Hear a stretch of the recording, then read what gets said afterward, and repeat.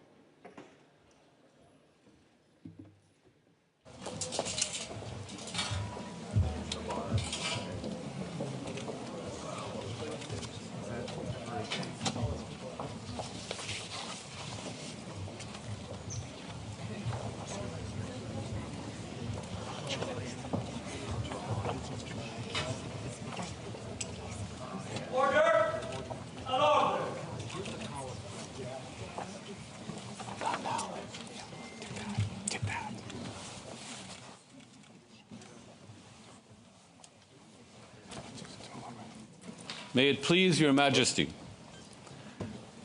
The House of Commons has elected me their Speaker, though I am but little able to fulfill the important duties thus assigned to me.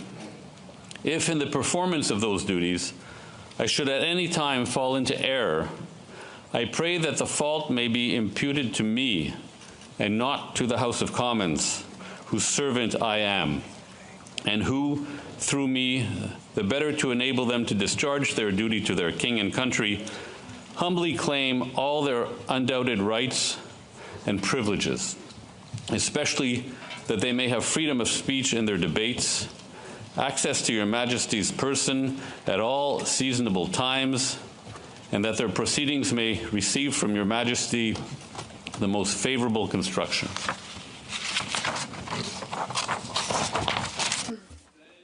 May it please your Majesty. The House of Commons has elected me their Speaker, though I am but little able to fulfill the important duties thus assigned to me. If, in the performance of those duties, I should at any time fall into error, I pray that the fault may be imputed to me and not to the Commons, whose servant I am, and who, through me, the better to enable them to discharge their duty to their king and country, humbly claim all their undoubted rights and privileges, especially that they may have freedom of speech in their debates, access to your Majesty's person at all seasonable times, and that their proceedings may receive from your Majesty the most favorable construction.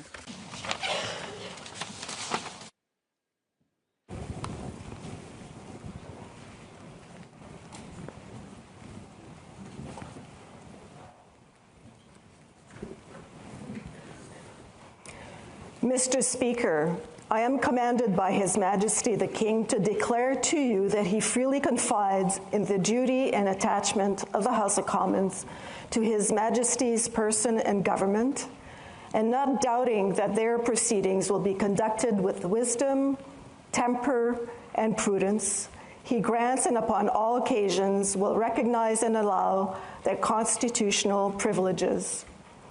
I am commanded also to assure you that the Commons shall have ready access to His Majesty upon all seasonable occasions, and that their proceedings, as well as your words and actions, will constantly receive from him the most favorable construction.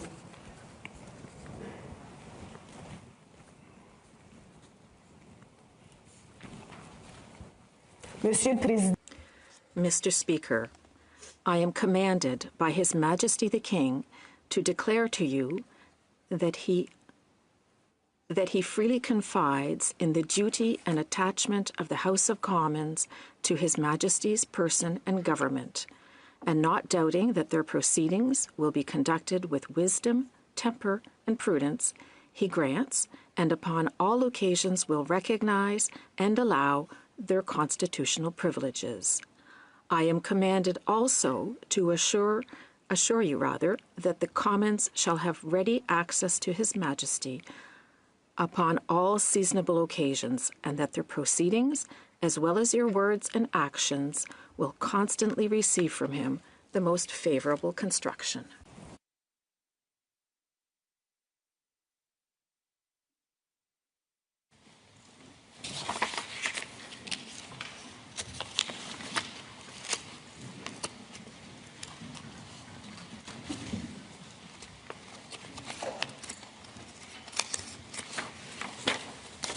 Honourable Senators, members of the House of Commons, it is with a deep sense of pride and pleasure that my wife and I join you here today as we witness Canadians coming together in a renewed sense of national pride, unity, and hope.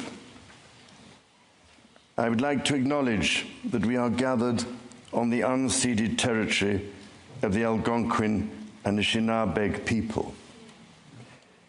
This land acknowledgement is a recognition of shared history as a nation, while continuing to deepen my own understanding. It is my great hope that in each of your communities and collectively as a country, a path is found toward truth and reconciliation in both word and deed. This is my 20th visit to Canada, spread over the course of more than half a century, and my first as sovereign. As I've said before, every time I come to Canada, a little more of Canada seeps into my bloodstream, and from there straight to my heart. I've always had the greatest admiration for Canada's unique identity, which is recognized across the world for bravery and sacrifice in defense of national values and for the diversity and kindness of Canadians. To the First Nations, Inuit and Métis peoples, you have welcomed my family and myself to your traditional lands with great warmth and hospitality, for which I am humbly grateful. This year, we mark the 80th anniversary of VE Day and VJ Day. On Juno Beach, at Dieppe, on the Somme, at Beaumont-Hamel, at Ypres, and on Vimy Ridge. At those places and many others, forever etched into our memories, Canadians fought and died alongside our closest allies. Aujourd'hui, today, I see representatives from every part of Canada, from St. John's, Newfoundland and Labrador, to Victoria, British Columbia, and Arviat in Nunavut. I see the guardians of the fundamental rights and freedoms guaranteed in the Canadian Charter. And as King, I thank you for your service to your fellow Canadians across the length and breadth of this vast and great nation. You speak for your communities, representing an incredible richness of cultures, languages, and perspectives. We owe it to this generation and those who succeed us to think and act for the greater good of all. While the world faces unprecedented challenges, generating uncertainties across the continents with regards to peace and stability, economics and climate change, your communities have the skills and determination to bring a wealth of solutions. En encourageant la collaboration, by fostering collaboration and engaging in respectful, constructive debates, you will ensure this government is capable of bold and fair action to support Canadians. It has been nearly 70 years since the Sovereign first opened Parliament. In the time since, Canada has dramatically changed, repatriating its constitution, achieving full independence, and witnessing immense growth. Canada has embraced its British, French, and Indigenous roots and become a bold, ambitious, innovative country that is bilingual, truly multicultural, and committed to reconciliation. The Crown has for so long been a symbol of unity for Canada. It also represents stability and continuity from the past to the present. As it should, it stands proudly as a symbol of Canada today in all her richness and dynamism. When my dear late mother, Queen Elizabeth II, opened a new Canadian Parliament in 1957, the Second World War remained a fresh, painful memory. The Cold War was intensifying. Freedom and democracy were under threat. Canada was emerging as a growing economic power and a force for peace in the world. In the decades since, history has been punctuated by epoch-making events: the Vietnam War, the fall of the Berlin Wall, and the start of the War on Terror. Today, Canada faces another critical moment. Democracy, pluralism, the rule of law, self-determination, and freedom are values which Canadians hold dear, and ones which the government is determined to protect. The system of open global trade that, while not perfect, has helped to deliver prosperity for Canadians for decades, is changing. Canada's relationships with partners are also changing.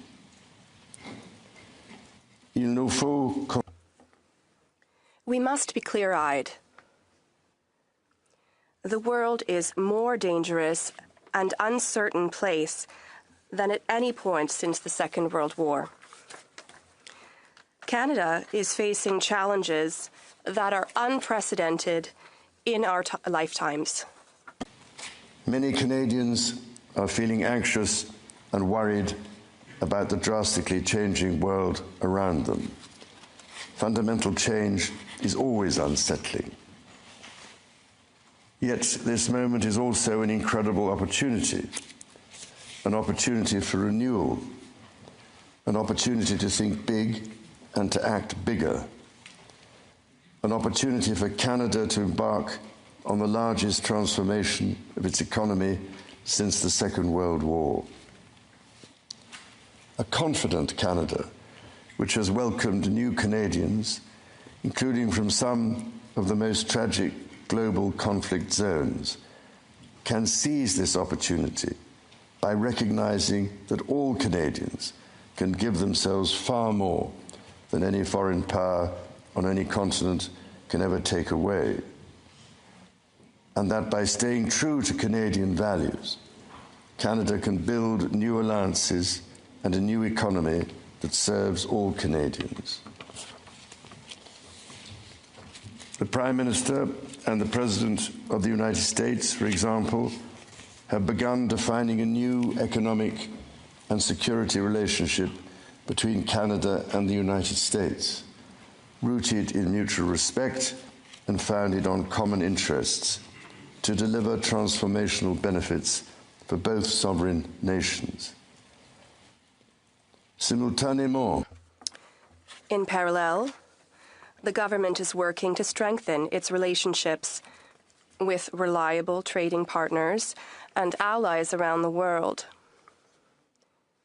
recognizing that Canada has what the world needs and the values the world respects.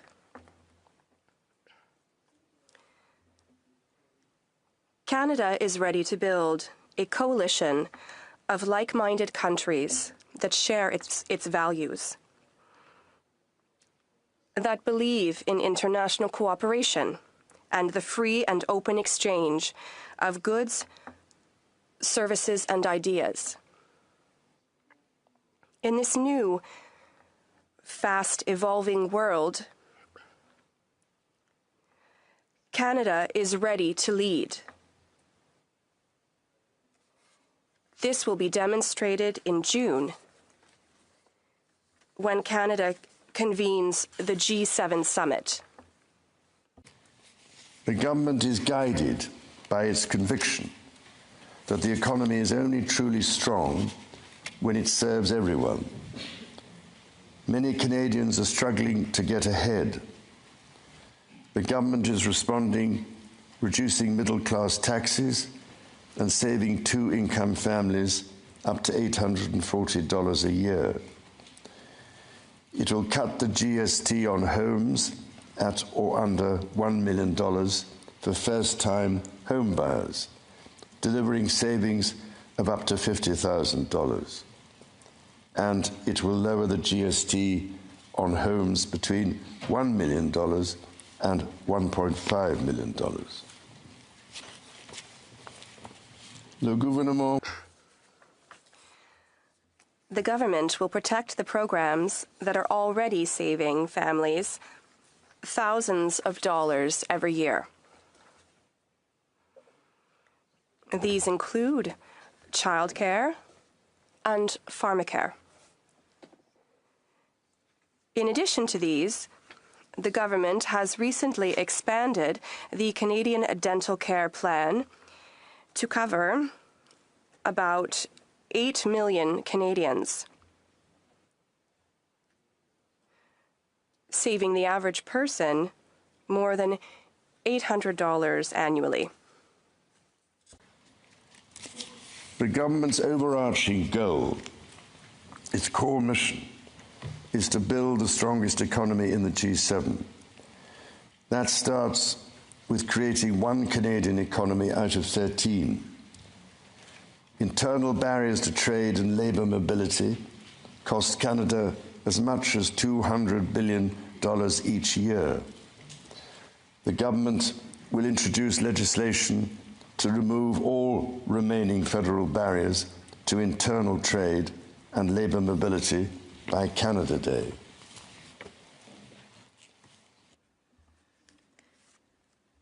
Numerous premiers have already taken vital steps to break down provincial and territorial barriers to trade. Together, we will build on that progress to deliver free trade across the nation.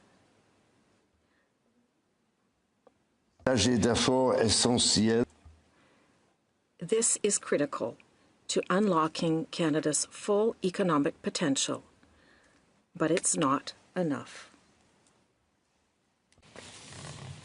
To build Canada strong, the government is working closely with provinces, territories, and Indigenous peoples to identify and catalyse projects of national significance.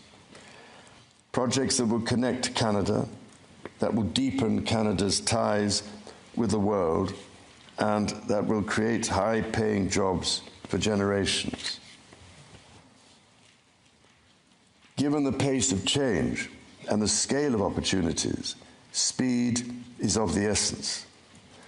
Through the creation of a new major federal project office, the time needed to approve a project will be reduced from 5 years to 2, all while upholding Canada's world-leading environmental standards and its constitutional obligations to Indigenous peoples.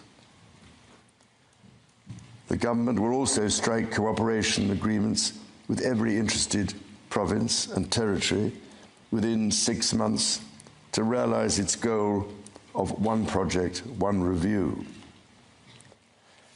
When Canadians come together, Canada builds things that last.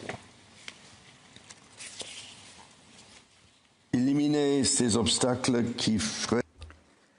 By removing these barriers that have held back our economy, we will unleash a new era of growth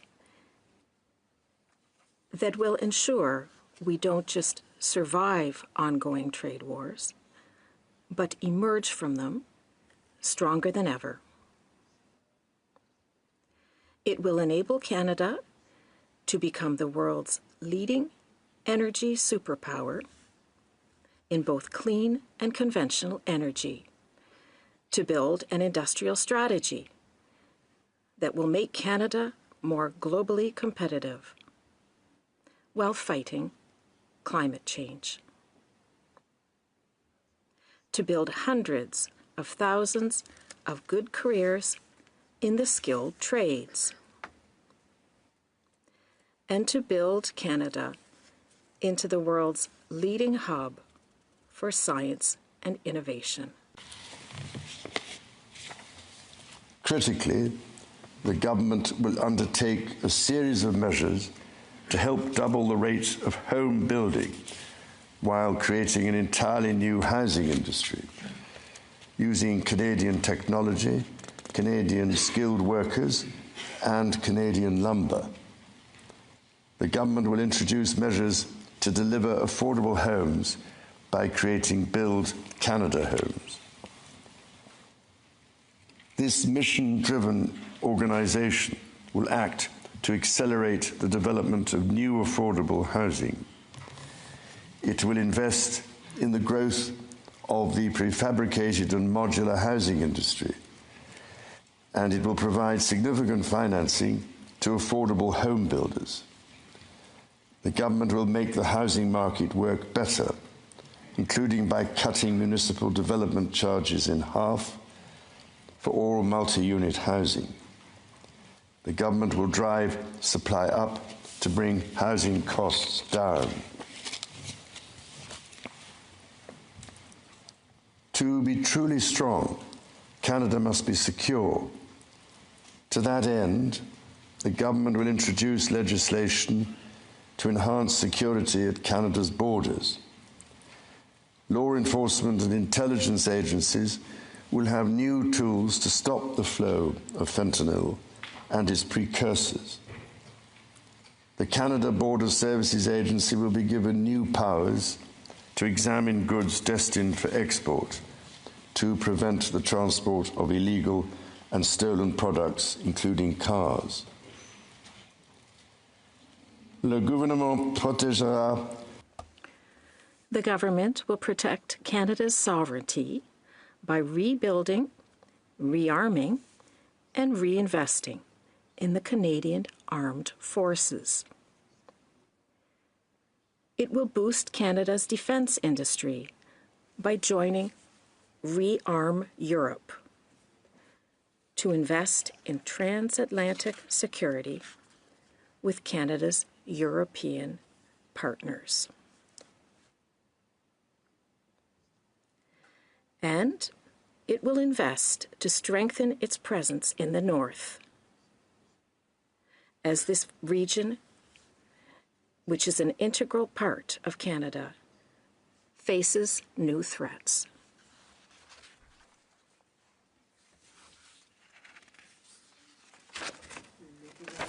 To protect Canadians and their sovereign rights from wherever challenges may come at home or abroad. To keep communities safe, the government will hire 1,000 more RCMP personnel. It will change firearms licensing and strengthen enforcement of yellow and red flag laws. Weapons licenses for those convicted of intimate partner violence and those subject to protection orders will be revoked. Through the deployment of scanners, drones, and helicopters, additional personnel, and canine teams, the government will stem the tide of illegal guns and drugs across the border. It will take these steps while protecting the rights of law-abiding gun owners and Indigenous peoples' long-standing hunting traditions. The government will bring a renewed focus on car theft and home invasions by toughening the criminal code to make bail harder to get for repeat offenders charged with committing these crimes, along with human trafficking and drug smuggling. During this time of great change, Canadians are uniting behind what makes Canada unique. La langue française et la culture. The French language and the Quebec culture are at the heart of the Canadian identity. They define the country that Canadians and I love so much. Canada is a country that respects and celebrates its official languages and Indigenous languages. The government is determined to protect the institutions that bring these cultures and this identity to the world, such as CBC, Radio-Canada. It will protect the people who give us access to fresh, healthy, and quality food, agricultural producers, and it will protect supply management. Nature is core to Canada's identity. In 2022, Canada convened COP15 in Montreal, which concluded with 196 countries striking a historic agreement to protect 30% of their lands and 30% of waters by 2030. To this end, the government will protect more of Canada's nature than ever before through the creation of new national parks, national urban parks, marine protected areas, and other conservation initiatives. The government will always protect the rights and freedoms that the Charter guarantees for every Canadian.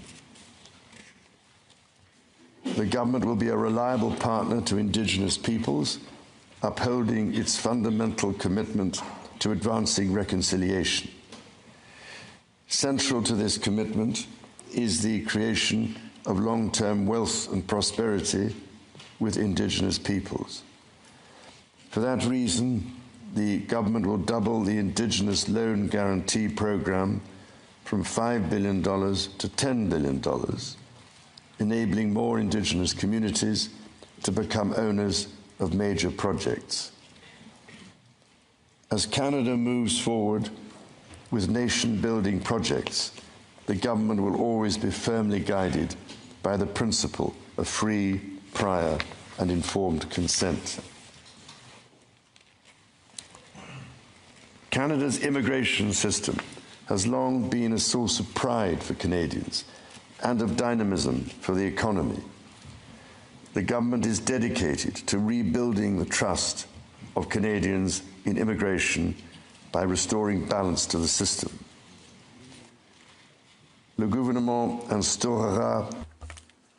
The government will cap the total number of temporary foreign workers and international students to less than 5% of Canada's population by 2027. By doing this, the government will attract the best talent in the world to build our economy, while sending a clear message to Canadians working abroad that there is no better time to come home.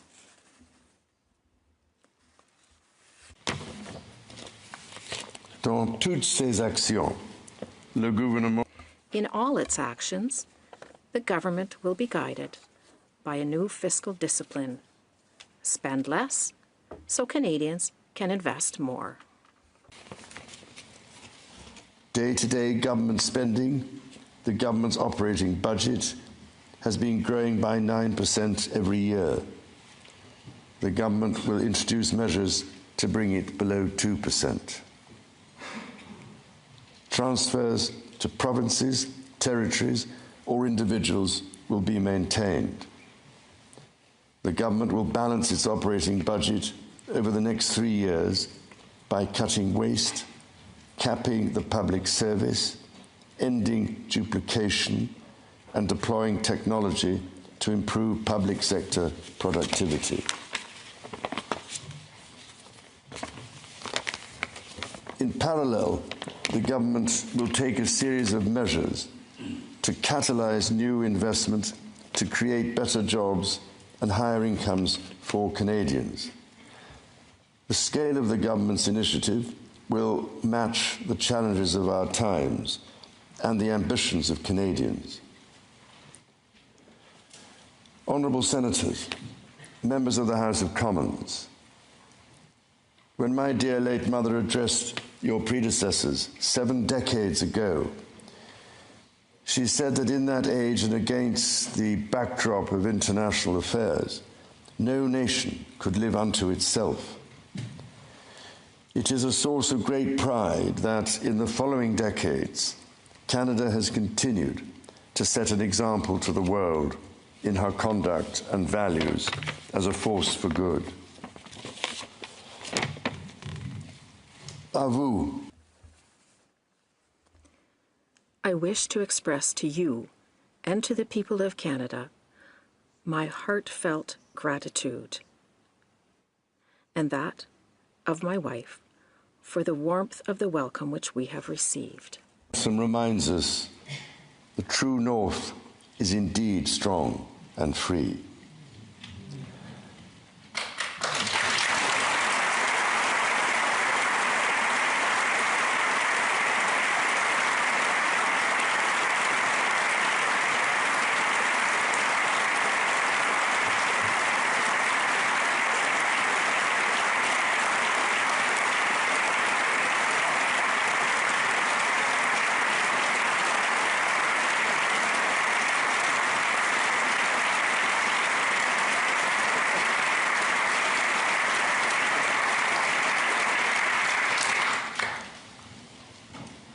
Members of the House of Commons, you will be asked to appropriate the funds to carry out the services and expenditures authorised by Parliament. May you honour the profound trust bestowed upon you by Canadians. And may God bless and guide you in all your duties.